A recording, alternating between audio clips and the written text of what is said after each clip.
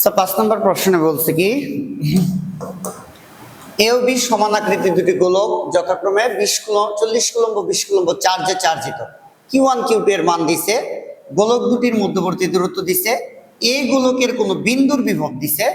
গতে বলছে উদ্দীপকের এই গোলকটি এ গোলকের ওই বিন্দুতে +1 কুলম্ব চার্জ আনতে কাজের পরিমাণ, স্যার ভালো করে খেয়াল করো, কাজের পরিমাণে যে কাজের পরিমাণ, তো কাজের পরিমাণের জন্য সূত্র হইতেছে V = W/Q।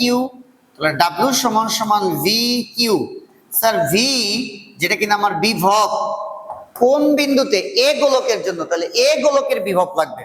স্যার বলছে এ গোলকের জন্য 1 কুলম্ব চার্জ আনতে, তাহলে বিভব লাগবে এই গোলকের বিভব কত ভোল্ট, 10 ভোল্ট, এই যে 10। তারপরে গুণ পিচি কিউ। পিচি কিউ কি?